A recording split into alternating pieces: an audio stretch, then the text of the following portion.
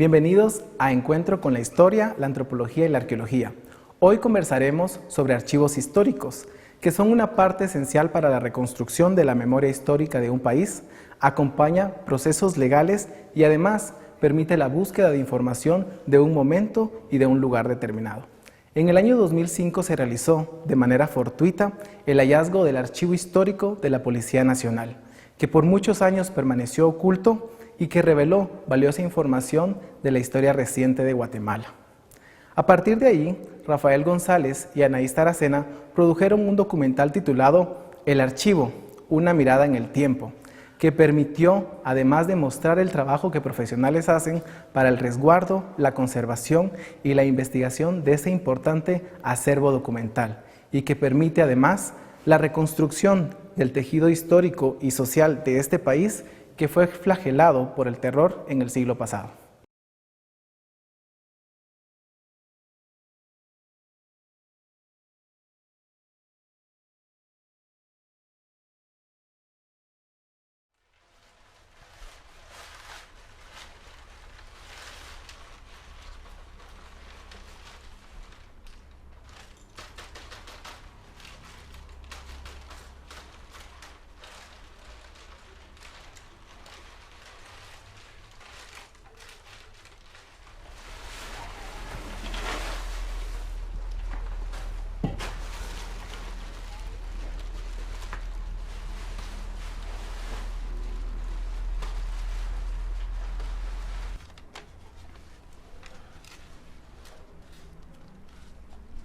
Mira todos los pedacitos que estoy quitando vos, de la basura. ¿Va? Sí. Es bastante feo vos porque hay papeles con Popoman.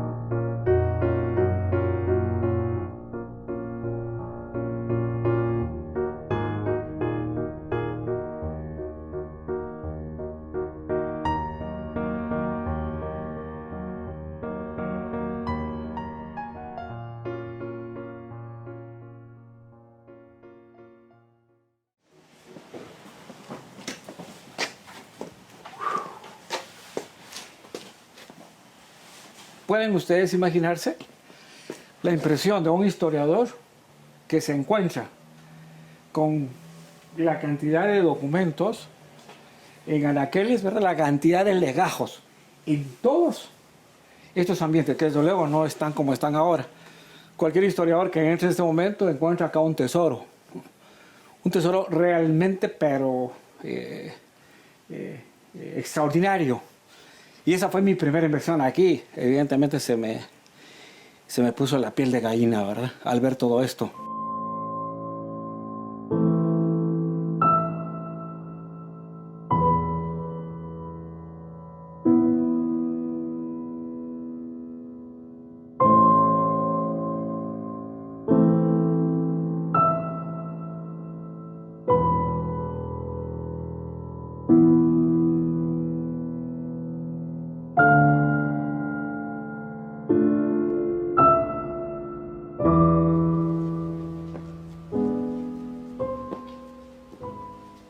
Aquí había filtración de agua y había unas pequeñas lagunas, ¿verdad?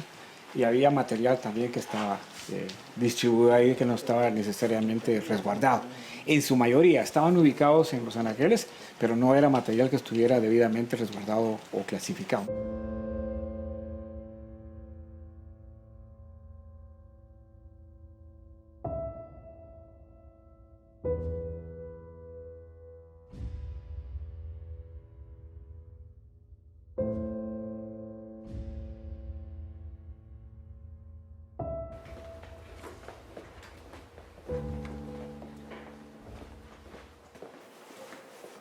Hablar de 80 millones de documentos es hablar de 8 kilómetros de documentos, son los que contiene este archivo, es decir, gigantesco, gigantesco. Es el archivo administrativo de la institución de la Policía Nacional. Es decir, lo que hay acá es el registro que lleva a cabo la policía de todos los hechos en los que interviene. Dirección General. Este era de la motorizada. Ah, este es el uniforme de gala. Lástima que no tiene fechas. Todo esto ya está debidamente escaneado. Esto, miramos, el uniforme de combate y este es Sí, el tradicional policía, uniforme del policía. conocimos en De aquellos años, antaño. porque estos son de administración. Sí, que también por disciplina tenían una cierta forma de vestirse. La policía dejó consignado su quehacer de una manera enormemente detallada. Todos los hechos en los que estuvo presente están consignados por escrito con bastante detalle.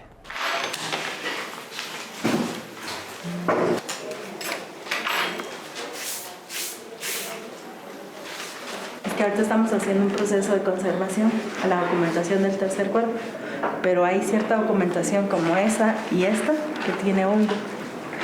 Hay veces el hongo está pasivo, o sea que, pero estos son hongo activo porque se ve lo negrito, es como un polvito. Con alcohol, se le pasa alcohol y de esa forma se inactiva el hongo. Acá podemos ver este como polvito que está pegado. Es la humedad. No lo vamos a abrir porque se puede romper, pero acá se puede observar en la parte de atrás. No se ha trabajado. Ese no se ha trabajado, pero este hongo está inactivo. Acá en el archivo tenemos 56 fondos documentales. El que estamos trabajando especialmente ahorita es el del tercer cuerpo, que es el GTPN 25. El primer proceso fue conocerlo, luego lo organizamos en 8 subfondos documentales. Ya están agrupados, organizados, clasificados, bien ordenados, pero para poder pasar a escáner, a reprografía, necesitaban estar conservados. Limpiamos documentos, le quitamos grapas, ganchos, para que el proceso de reprografía sea un poco más sencillo. Leemos quién envía el documento, a dónde, qué procesos pasó por medio de sellos, y así vamos descubriendo qué función tenía o a dónde podía ir.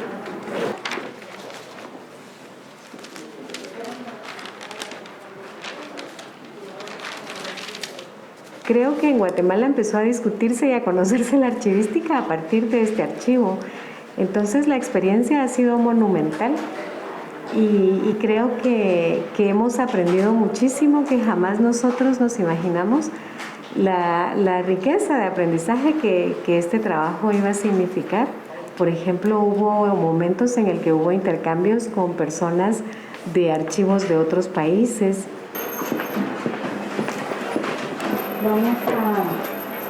Vamos a traer unas medidas de Claro que sí, pasen adelante.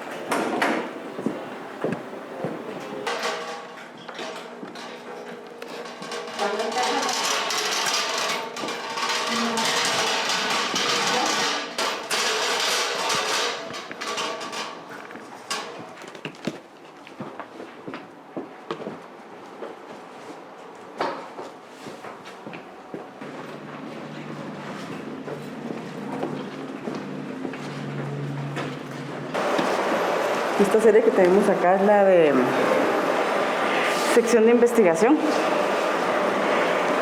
PN2, los que se encargaban de la inteligencia a nivel departamental en Cobán. Y la mayoría de estos casos traen las carpetas, como se puede ver acá, con el nombre del caso que ellos investigaban el nombre de la persona. Entonces, desde el inicio, normalmente acostumbraban a poner la hoja, la información primera que se recibía atrás, y conforme se iba haciendo el expediente, iban conformando el folder, donde ya se constituye finalmente en un caso. Entonces, fundamentalmente lo hicimos cronológico, porque así lo tenía, así aparecieron los grupos. Y después a lo interno, ya el orden en que se encontraron, ¿verdad? No le dimos nosotros una prioridad. Regularmente se hace por fecha, cronológica. Juan Cupil Cook. Y si te das cuenta, tiene el mismo color y el mismo tipo de letra. Entonces esto nos muestra que lo hizo la misma persona, estuvo a cargo de los oficiales. Fue necesario tomar decisiones de prioridad con este mundo de documentos. Una primera decisión fue trabajar la documentación de los años 1975 a 1985, porque son los años en los que ocurren los hechos más graves de violencia política en el país.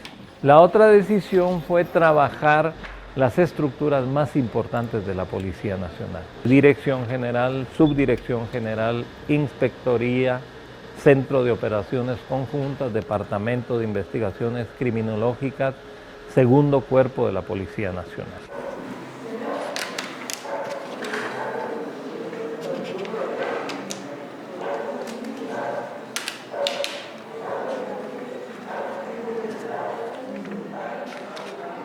Estas son fichas de la sección de identificación.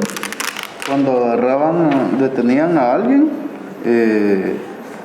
lo fichaban, tenían todos los datos, por ejemplo el nombre, la talla, el peso, la tez, aquí decía raza, el pelo y el resto de datos, ¿verdad?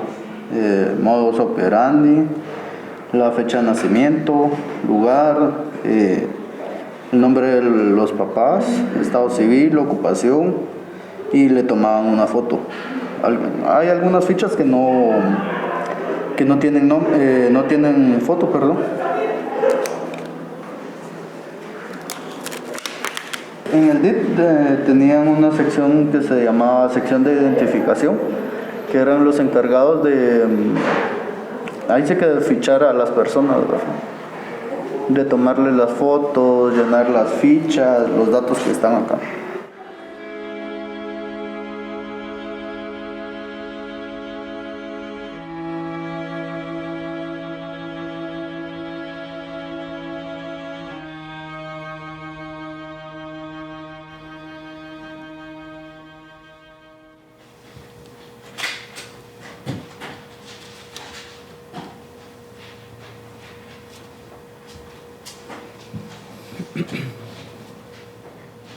Estas son las fichas de Manuel Coloma Arguet. Tuvo un seguimiento desde 1957, el 8 de septiembre de 1957, hasta el día en que fue asesinado, que fue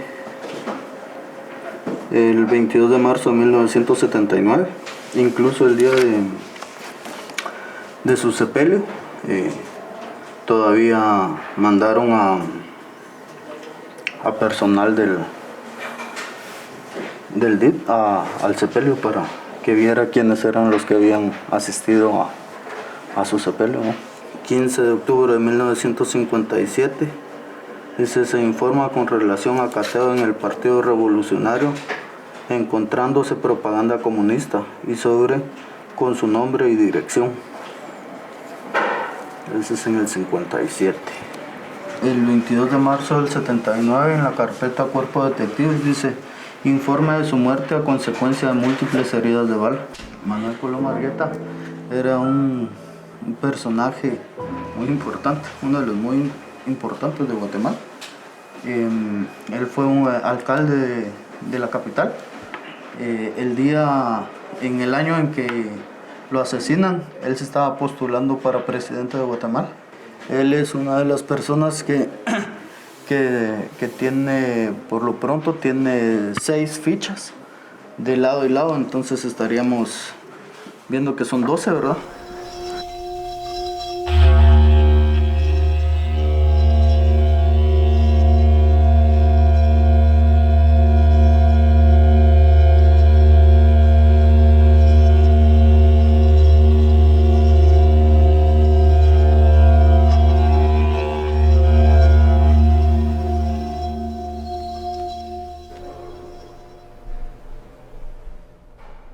Me acerqué al archivo en 2009 como estudiante del doctorado para estudiar las fuentes históricas, ¿no?, sobre el conflicto, más que nada el periodo contemporáneo, cruzando documentos de aquí en el archivo con entrevistas, historias de vida de personas mencionadas en los archivos, en los documentos de la policía. Para mí este trabajo nunca lo había visto en otro país. Entonces me costó mucho entender la lógica de la organización archivística, incluso de la misma organización de la policía, porque los documentos transitaban de una dependencia a otra y para entender más o menos la lógica archivística había que conocer la estructura de la institución, tal como era en los años 80 o 70.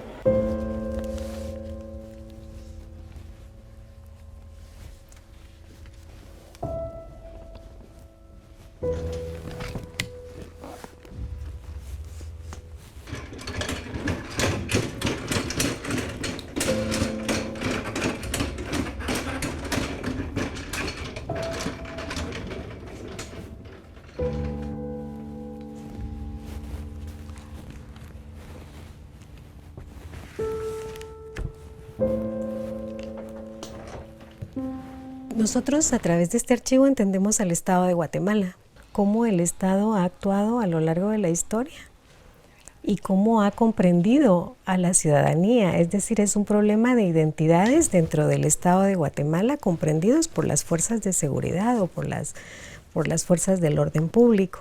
Por ejemplo, una forma de ese funcionamiento entre estructuras de control de la sociedad a través, digamos, de cuestiones reglamentadas y legales, como por ejemplo, en un segmento del libro entran personas en una condición política lamentable seguramente, y la expresión muestra a alguien probablemente golpeado y así, pero entonces es impresionante que junto a personas acusadas de asesinato se encuentre a alguien detenido por falta de fondos. Es porque es un migrante.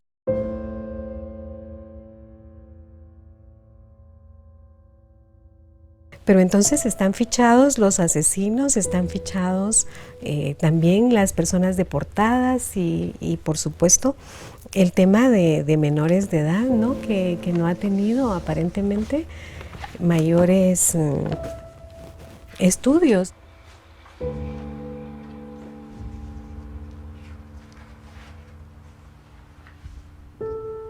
El tema de la homosexualidad también, ¿verdad?, que lo trata en páginas específicas, es decir, lo aísla y no solo está aislado, sino que además las fotografías están tomadas en una situación de dejar específicamente juntos a todos. Los recursos que utilizó la policía fueron recursos eminentemente eficientes para el control de las personas desde el punto de vista político. Se ve que es una policía que es omnipresente y que es omnisapiente, y nada, creo yo, que escapaba.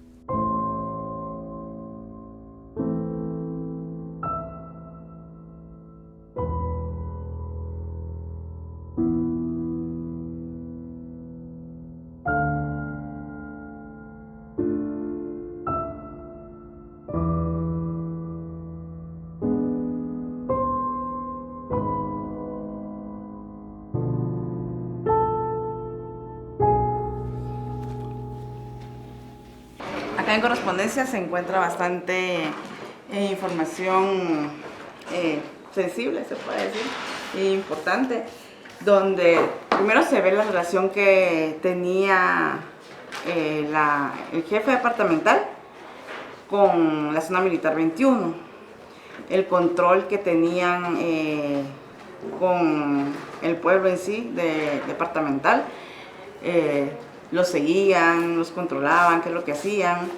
Y sí, acá hay muchos informes e investigaciones que hacían de personas específicas, ¿verdad? A partir del 66 también podemos identificar un cambio de la forma de proceder de las autoridades. A partir de este momento fue la creación de estos escuadrones de la muerte. Y eran varios, ¿no? O sea, decenas existieron, para intentar ya disminuir la intención o la atención que había hacia las autoridades y ponerlo hacia estos grupos extremistas. Este procedimiento, este modus operandi de desaparición forzada o asesinato empieza con información de una persona o sobre una persona, con un nombre, con datos. Y eso es consistente, es institucional. Lo van haciendo en el transcurso del tiempo y eso se puede demostrar. Pero el documento que te dice que tal fulano lo fuimos a desaparecer, no aparece. Sí aparece el trabajo previo a esto y el contexto. Los documentos que me han llamado mucho la atención son documentos que se refieren a personas que yo conozco a los hijos. Han sido documentos que se refieren que son recursos de exhibición, por ejemplo, a favor de Manuel Ismael, o recursos de exhibición de Luz Aide Méndez, o recursos de exhibición incluso hasta de mi propio papá, ¿verdad? En un documento específico, bueno, relatan el hecho del día de la captura de mi papá, pero no dicen, solo dice que fueron personas fuertemente armadas que detuvieron a una persona, nada más. Y concuerda con los hechos del día de la desaparición de mi papá, la fecha y la hora, la dirección exacta.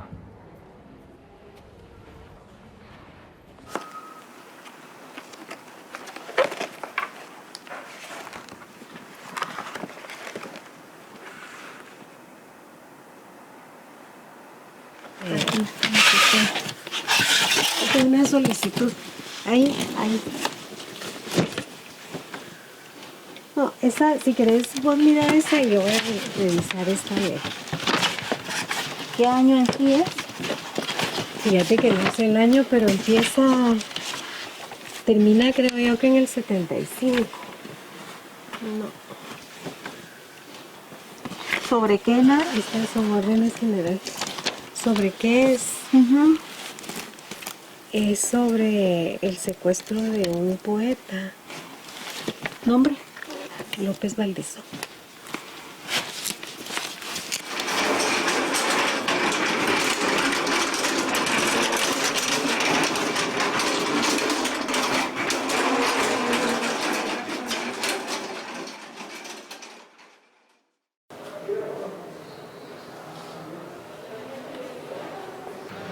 La desembocadura de todo este proceso es que después de la digitalización los documentos están accesibles para su consulta por organizaciones, instituciones y personas interesadas en la documentación que puede contener el Archivo Histórico de la Policía Nacional.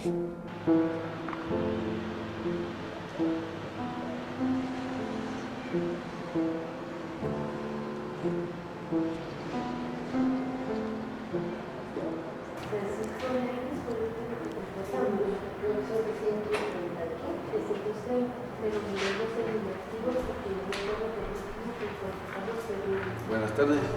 Hola, ¿qué tal está? Buenas tardes, gusto de saludarlo. Igualmente.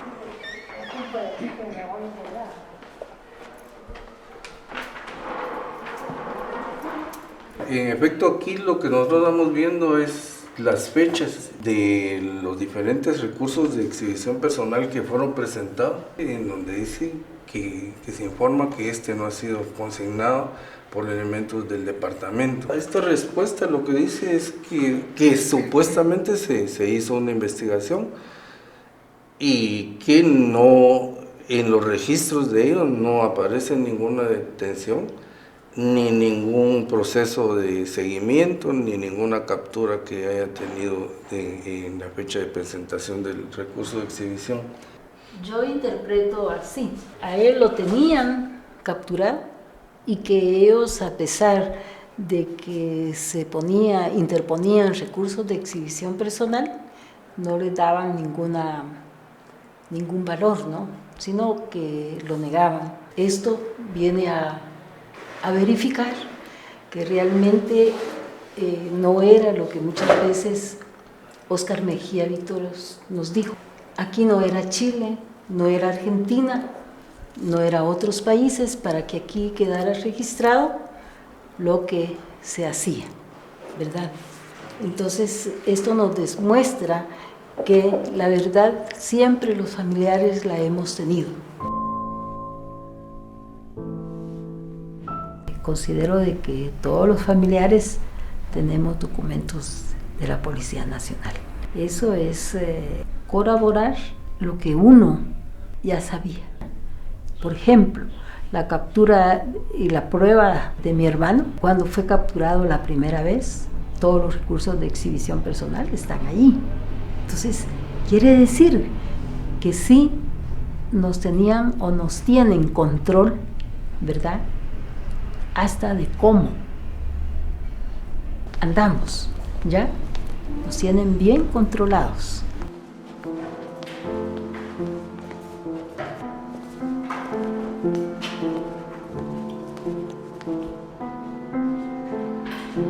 Buenas tardes, muchas gracias. Vaya bien.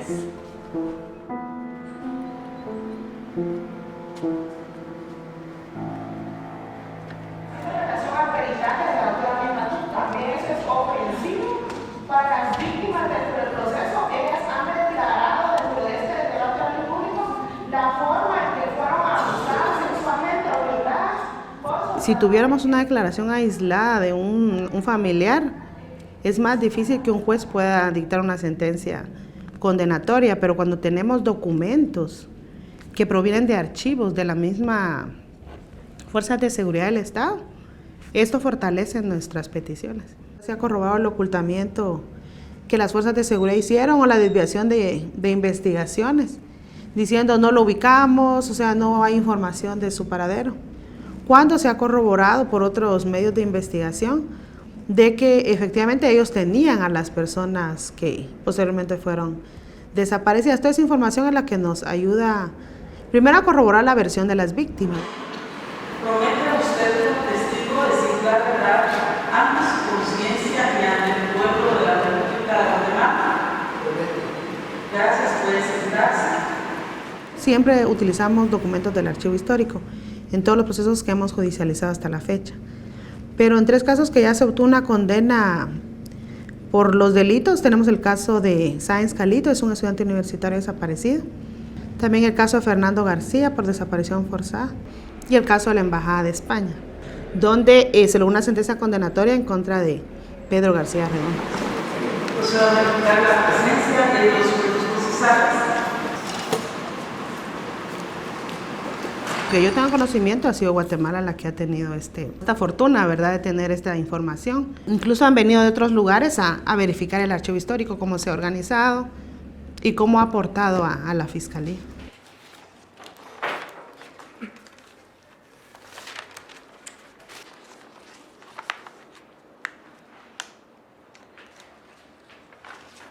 El archivo es uno de los pilares para la reconstrucción de la memoria histórica de un país donde el tejido comunitario fue roto por el terror.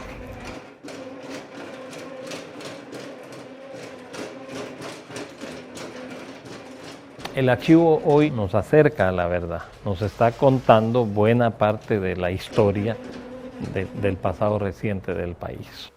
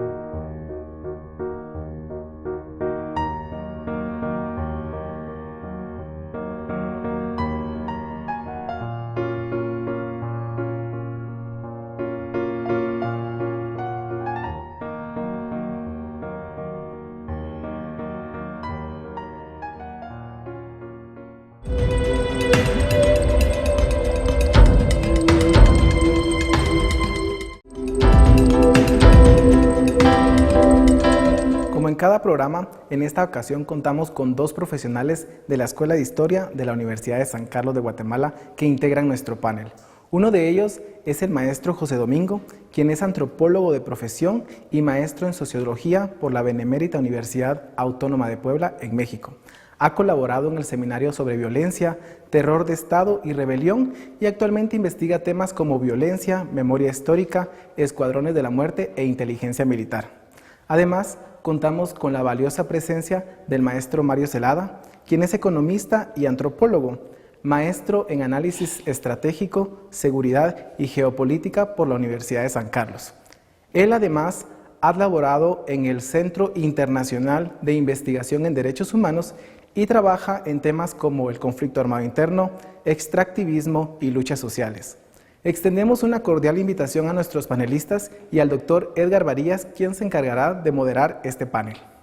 Hola, vamos a comentar ahora acerca del video sobre el archivo histórico de la Policía Nacional.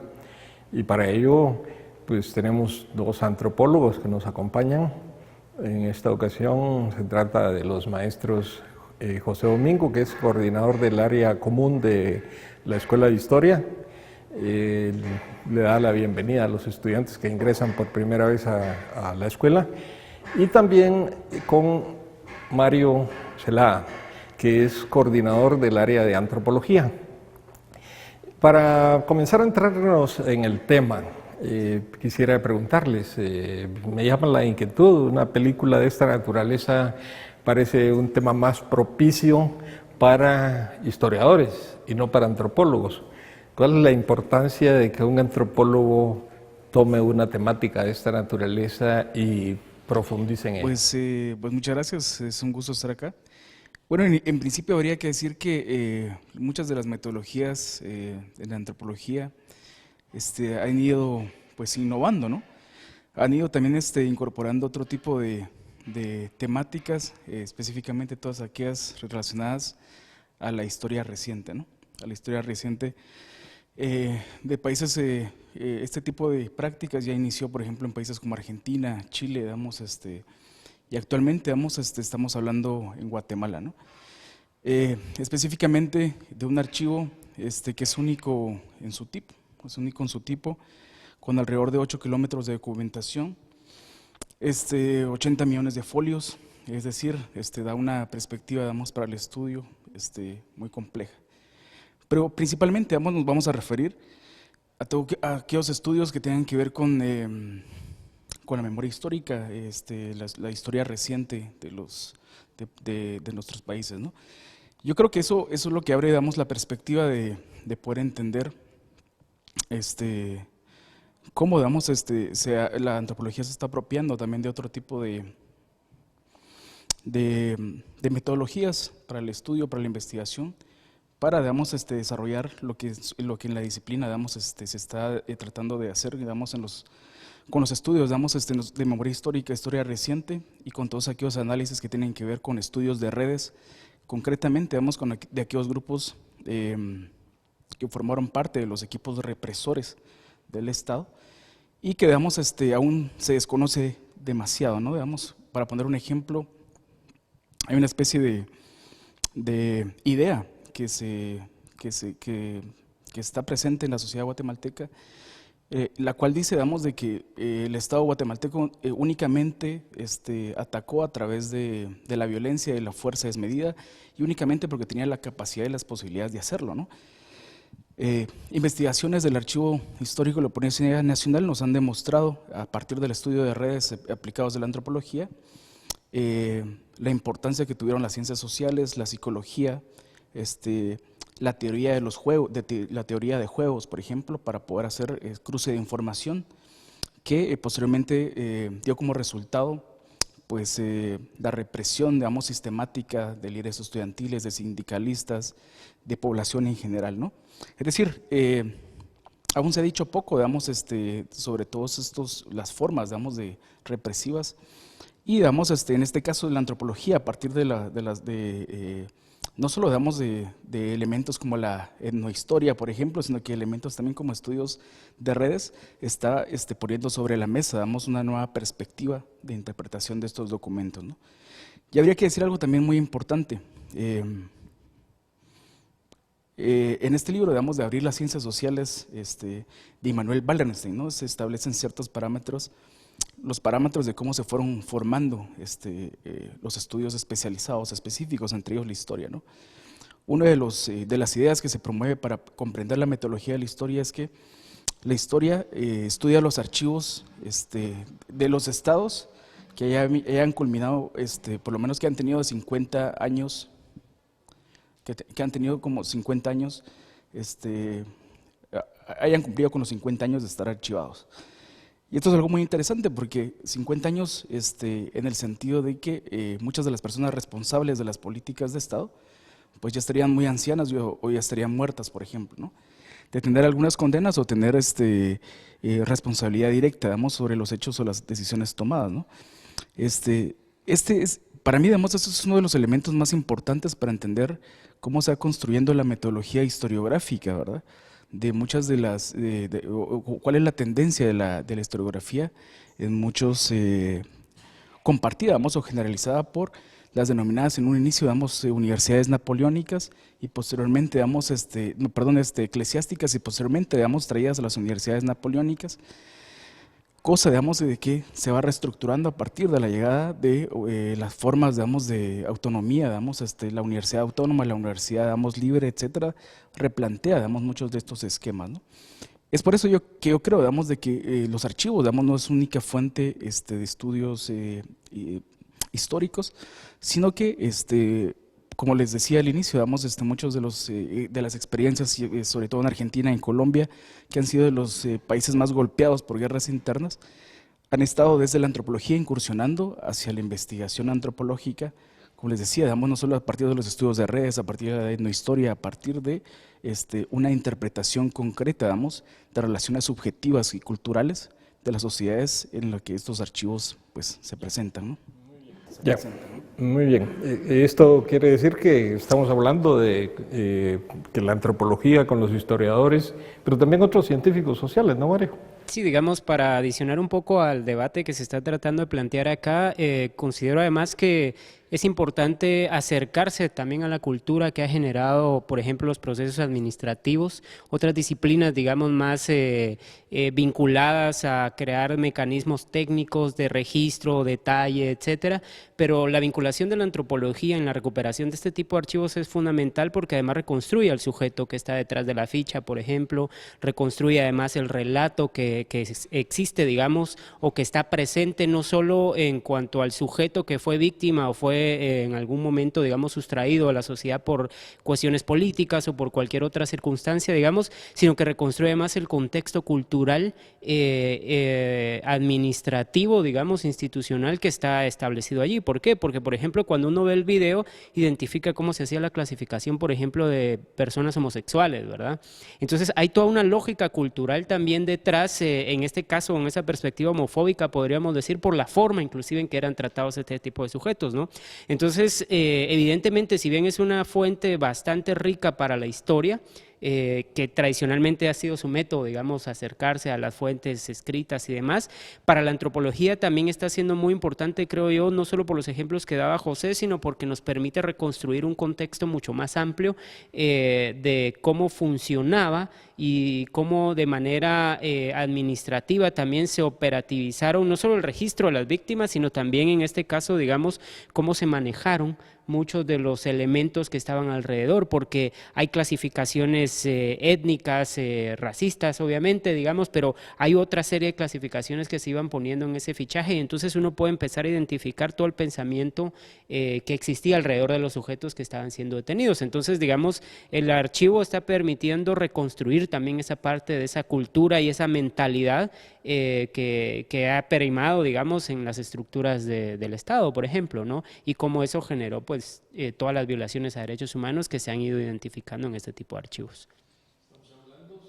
Estamos hablando sobre el archivo histórico de la Policía Nacional y estamos conversando con dos antropólogos para ver cuáles son las aportaciones de la antropología al estudio de este importante archivo. Volvemos en un momento.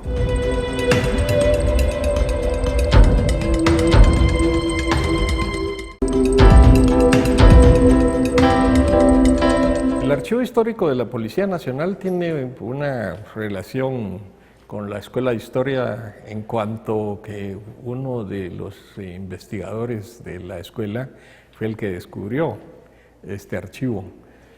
Haciendo una investigación para el Ministerio Público, él pudo observar cómo a través de una ventana se podían ver innumerables documentos, y fue la persistencia de él para buscar esa fuente de información.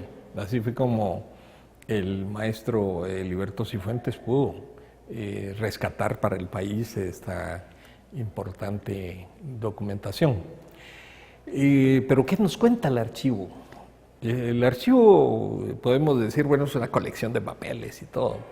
Sin embargo, un archivo es un ser vivo, es un ser que cuenta historias. En este caso, ¿qué historia nos cuenta el archivo? Bueno, yo creo que este archivo lo que nos cuenta es toda la historia de la cultura de violencia y terror que se vivió particularmente en la historia reciente del país y en concreto durante el desarrollo del conflicto armado interno. Y yo creo que además de contar una parte, diría, de esa historia, también da una muestra, digamos, de la dimensión no solo la dimensión, por una parte, digamos, la dimensión monstruosa, gigante que tuvo todas estas olas, digamos, de terror y represivas que se desarrollaron durante la guerra, sino que además de mostrar esa dimensión, creo yo que da cuenta o registra de manera sistemática el nivel de eficiencia que este, digamos, mecanismo represivo logró alcanzar, ¿no? Porque, por ejemplo, cuando uno ve el video, uno empieza a analizar el desarrollo, por ejemplo, el seguimiento a Manuel Colom Argueta, ¿no?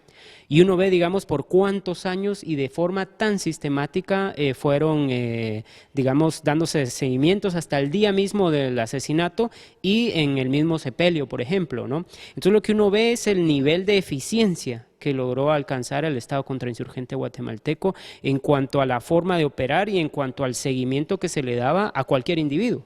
Es decir, obviamente ahorita mencioné un caso, digamos, de alto impacto, por así decirlo, ¿no? Pero también habían ciudadanos que por simple sospecha eran objetos, digamos, de seguimientos, y entonces uno ve el nivel y la capacidad que llegó a tener el Estado guatemalteco, y entonces el archivo nos empieza a contar esto, ¿no? Es decir, cómo se fueron perfeccionando los métodos para poder dar seguimiento a las personas, para poder controlar a la población y evidentemente eliminar a todos aquellos individuos que se consideraban, digamos, que atentaban en contra de la seguridad del Estado, ¿no? Entonces, toda esa figura estadocéntrica de seguridad que se manejó y que en alguna medida, desafortunadamente, todavía se sigue manejando en algunos espacios, se ve en un nivel de eficiencia fundamentalmente desarrollado en este archivo. Es decir, uno ve una lógica y un nivel, digamos, de desarrollo impresionante, ¿no? Entonces, no solo nos cuenta las atrocidades, evidentemente, y nos muestra una parte de esa dimensión que tuvo la guerra para la población guatemalteca, sino que demuestra el nivel de eficiencia, el que el Estado sí puede ser eficiente, lamentablemente, en este tipo de circunstancias, ¿no? Entonces, esa parte creo yo que es fundamental. Bueno, sí, bueno, no solo eso, digamos, retomando un poco las ideas de Severo Martínez, de cómo se establece, digamos, la dominación a partir de los elementos militares, digamos, ideológicos, digamos, económicos. Yo creo que si podemos entender toda la reconstrucción de seguridad del Estado guatemalteco, la fuente concreta para verlo, pues es el Archivo Histórico de la Policía Nacional, ¿no? Empezar a entender cómo empezó, digamos, la idea de la seguridad, cómo se especializa, y estos de los documentos del archivo a partir de 1925, 1927, que se crean agencias de inteligencia dentro de la policía para dar seguimiento, digamos, a la persecución a lo que se considera como criminal, ¿no? En un periodo, digamos, más concreto, Jorge Ubico, sabemos que pues datos históricos confirman, digamos, de que él no se apropió, digamos, de las fuerzas militares, sino que dependió de las fuerzas policiales, ¿verdad? Y esto, digamos, las dimensiones en las cuales él parte de afianzarse de la fuerza policial para reprimir a la población, se encuentran también, digamos, en este valioso archivo. Habría que decir de que hay muchos otros elementos que pueden, digamos, desarrollarse a partir o interpretarse a partir de esta evidencia concreta. Por ejemplo, uno de los casos que más llama la atención, digamos, es la reconfiguración de la inteligencia a partir de 1954, en donde hay una cantidad de perseguidos políticos, ¿no? Acusados de comunistas, de filocomunistas, es decir, digamos, cómo se va recreando también todo el orden discursivo para criminalizar, digamos, al opositor político, ¿no? Es interesante también, se puede entender, digamos, toda la reconfiguración del Estado contrainsurgente. Por ejemplo, podemos dar fe, digamos, a partir de los documentos del archivo, que la AID, ¿verdad? La Office of Public Safety, digamos, que financiaba, digamos, programas como los de la AID, incluso tenían una oficina a la par de la oficina del director general de la Policía Nacional, en donde se daban órdenes concretas de la seguridad, es decir, de cómo se va a organizar la seguridad de corte contrainsurgente aplicada, digamos, sobre la población guatemalteca. Se puede dar fe de las donaciones, por ejemplo, a partir de 1970, de cómo a partir de 1970 se da una donación grande de las Ford Bronco, que en el imaginario guatemalteco sabemos que conocemos la panel blanca como uno de los vehículos de escuadrones de la muerte. Sin embargo, desde el archivo de la Policía Nacional podemos entender cómo de la donación de la USAID de Ford Bronco inician los relatos de múltiples personas que sobrevivieron a los escuadrones de la muerte. Pueden dar fe de que las Ford Bronco, que son unos carros que se caracterizan por tener una puerta trasera que favorece, digamos, el secuestro rápido de las personas, pues se utilizaron para diezmar al movimiento político y social. Es decir, se pueden, digamos, no solo dar fe de múltiples formas, digamos, de represión, pero también a la par de eso podemos entender también las políticas, entender el discurso, entender incluso, digamos, la forma de operación y coordinación entre policía, ejército y otros órganos de seguridad clandestinos del Estado, ¿no? Yo creo que es muy amplio, digamos, en el tema si hablamos de contrainsurgencia, pero como bien lo decía Mario, hay múltiples aspectos que se pueden también rastrear a partir, digamos, de documentos como los del registro de fichas, ¿verdad? Se conoce que, digamos, las fichas del Archivo Histórico de la Policía Nacional tienen más de 1 millón de personas registradas. Sí, digamos, y damos los órdenes que también, la importancia que también le daban a esta cuestión, ¿no? Es decir, si nosotros revisamos, por ejemplo, los documentos relacionados a la quema de la Embajada de España que acontece en 1980, podemos entender también no solo el discurso racista que existe, sino que también la caracterización que se le da al campesino que está manifestando por la represión que está sufriendo en el norte del país, ¿no? Es decir, es muy rico para poder entender incluso los niveles de violencia que nosotros vivimos hoy en el país, ¿no? Es decir, es falso aquella idea que dice hay que olvidar para darnos un futuro como guatemaltecos. Es decir, eso es una de las falsedades más grandes que existen. Lo importante es poder entender como toda, digamos, la historia de la violencia nos ha marcado y nos caracteriza hoy en día, y una de las respuestas, digamos, o de la cartografía de la violencia, digamos, creo que debe iniciar en documentos de archivo como los de la Policía Nacional. Bueno, ahora se está hablando de una ley .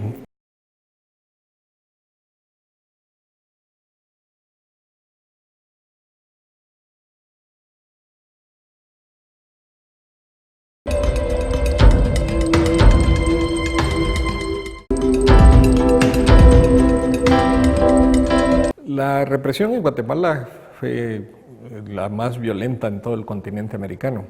Sin embargo, no es tan conocida como las represiones que se vivieron en Uruguay, en Argentina o en Chile, para poner algún ejemplo. El Archivo Histórico de la Policía Nacional, con esa cantidad de documentación, puede ayudar a ir resolviendo esos problemas. ¿No es así, Mario? ¿Cómo ve esa perspectiva?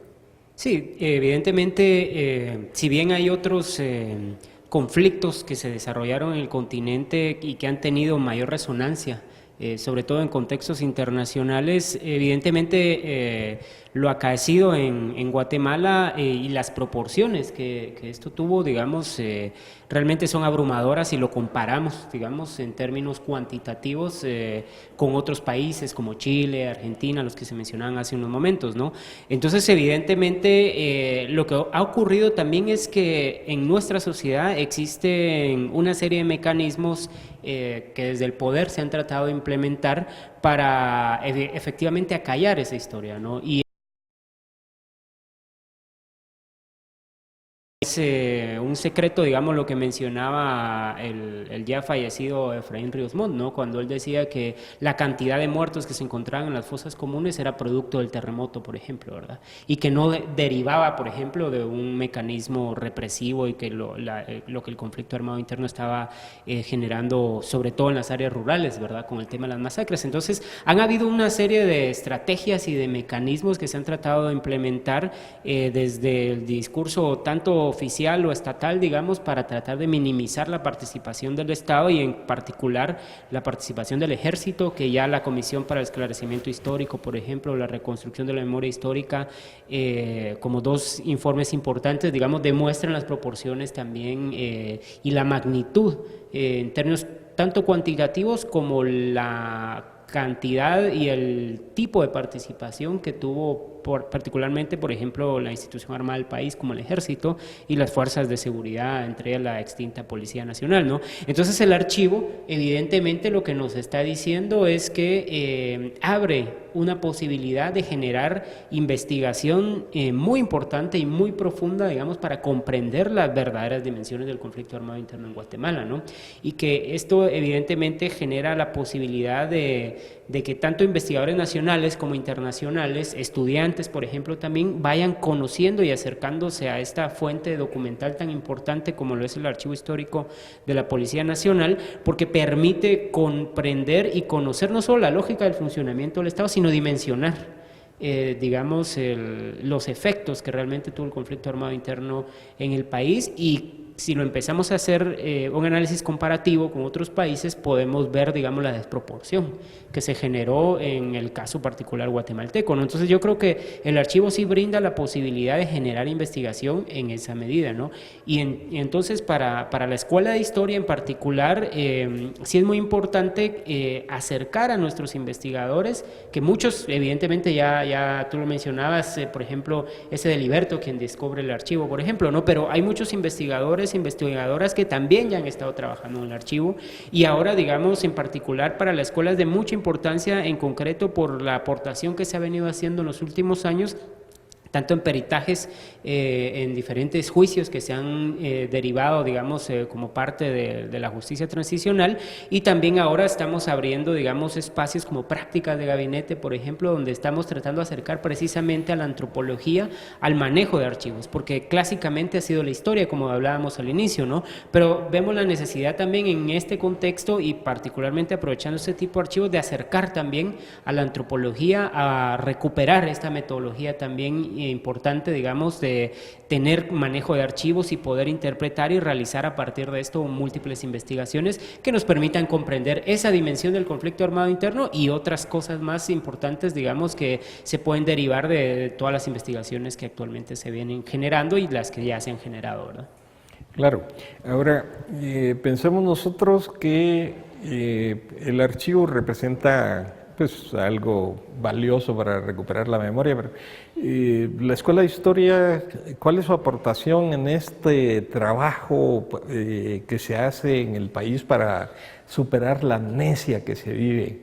Los organizadores de la memoria, de la muestra Memoria, Verdad y Justicia, contaban en un texto que acaban de publicar que ellos fueron a Nevaji y llevaron las películas sobre el conflicto armado interno y sobre cultura de paz, y cuando presentaban las imágenes de las masacres en la propia región Ixil, pues la gente se quedaba asombrada y comenzaban a conocer una verdad que estando ellos en el lugar no reconocían. ¿Cuál es la aportación entonces de la Escuela de Historia para la reconstrucción de esa memoria? Bueno, voy a mencionar algunas brevemente, quizás las más importantes. Creo que lo más importante es reconocer que alrededor del 80% de las investigaciones, de los peritajes en materia de violencia contra insurgencia, en materia de crímenes de lesa humanidad, el 80% vienen de la Escuela de Historia. Es decir, investigaciones forenses, investigaciones sobre estructuras clandestinas de seguridad, investigaciones sobre violencia incluso sexual también, etcétera. La mayoría vienen de la Escuela de Historia, que me parece un dato muy importante. Estamos hablando de arqueólogos, antropólogos, historiadores, correcto, sí. De las ramas de la investigación que se imparten en la Escuela de Historia. Y archivistas también. Y archivistas también, por supuesto. Estamos hablando de que del 80%, digamos, son de la Escuela de Historia. Pero digamos, habría que hablar también que hay espacios importantes que intentan recuperar o promover espacios para recuperar la memoria histórica. Quizás de los más importantes hasta el momento es las jornadas de historia reciente, que llevamos 7 años, que lo coordinamos con la Benemérita Universidad de Puebla, específicamente con Carlos Figueroa Ibarra. Y de la misma forma, pues hay otro tipo de espacios, digamos, que se van recreando, como el Seminario de Estudios sobre Violencia, Terror de Estado y Rebelión, que lo que intenta también es entender los mecanismos, el terror de Estado, digamos, y sus mecanismos, ¿no? Bueno, pues muchas gracias por compartir este espacio con nosotros. Esperamos que la película pueda servir para divulgar el contenido del archivo histórico y, lo más importante, rescatar esa historia reciente de Guatemala, esa historia que, por muy dolorosa, no debemos olvidar. Cuando se habla de perdón, olvido, reconciliación, se está olvidando que aquí también hay necesidad de justicia, que hay necesidad de recuperar para el país una dignidad que se perdió en el conflicto armado interno. Nos vemos en nuestro siguiente encuentro con la antropología, la historia y la arqueología. Temas como la desaparición forzada, asesinatos extrajudiciales y desplazamientos son parte de la historia reciente de Guatemala que siguen afectando a nuestra sociedad. Por lo tanto, existen varias familias que siguen hoy en día luchando por la búsqueda de la justicia.